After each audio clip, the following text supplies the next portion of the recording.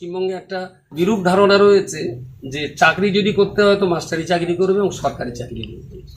এই ধারণাটাই আমাদের ছেলে মেয়েদেরকে অনেকটা পিছিয়ে দিয়েছে। এই বদ্ধমূল ধারণা থেকে আমাদের বাচ্চাদেরকে বার করতে হবে, কারণ সরকারি চাকরির বাইরেও আরও হাজার নয় লক্ষ লক্ষ চাকরির অপশান রয়েছে। সেই ব্যাপারগুলো আমরা বাচ্চাদের মাথায় দেওয়ার চেষ্টা করি এবং পাশাপাশি মাস্টারি চাকরিটাই যে একমাত্র চাকরি তা নয়, মাস্টারি চাকরির পরেও দেশ সেবা করার জন্য আরও অনেক জায়গা রয়েছে। সেই জায়গাগুলো বাচ্চাদেরকে বোঝাতে হবে। দুটো অপশান, একটা হলো সরকারি আর বেসরকারি, আর একটা হলো মাস্টারি করা আর মাস্টারি ছাড়া অন্যান্য চাকরি করা।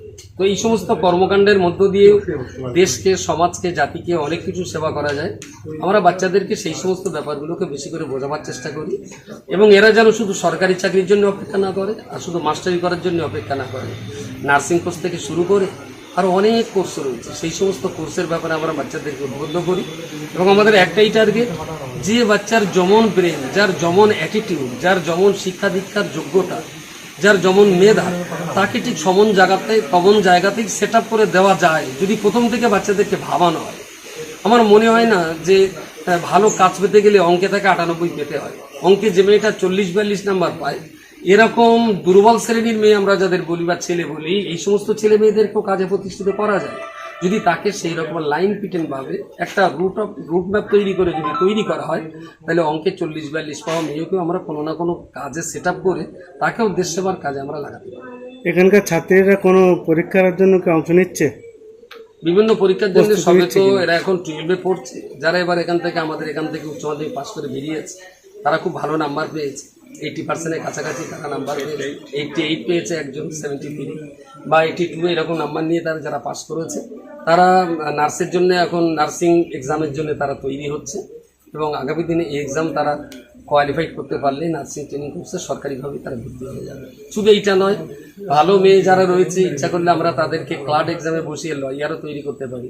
আরও অনেক স্বপ্ন আমাদের রয়েছে, যেহেতু এখানে আমরা কোনো সায়েন্স করতে পারি। 2027 আমাদের সায়েন্স খোলার সম্ভব রয়েছে, আমরা 2027 ইনশাল্লাহ সায়েন্স খুলবো।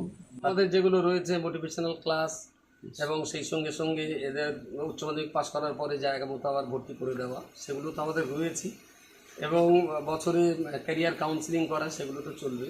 এবারে আমাদের এই প্রতিষ্ঠানের বিবিআসিয়া এডুকেশনাল ইনস্টিটিউশনের যারা ম্যানেজিং ডিরেক্টর রয়েছেন, দায়িত্বে যারা রয়েছেন এবং শিক্ষা নিয়ে একাডেমিক কাউন্সিল যারা আছে, তারা আমাকে পরামর্শ দিয়েছে এবছর আমরা ক্লাস 9-এও বাচ্চা ভর্তি নেব।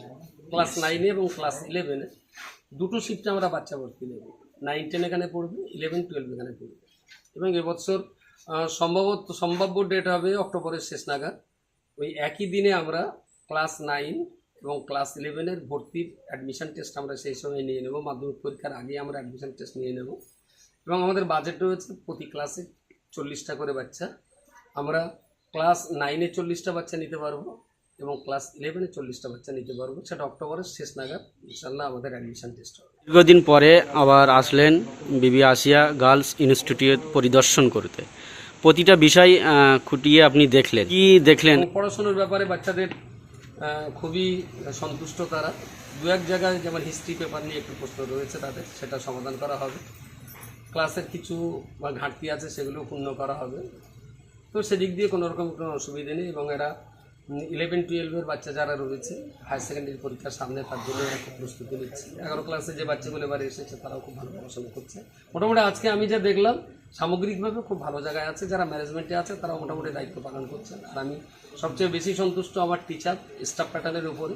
তারা যেভাবে বাচ্চাদের পিছনে মেহনত করছেন, সময় দিচ্ছেন, তাতে আমার বাচ্চারা খুব সন্তুষ্ট থাকে।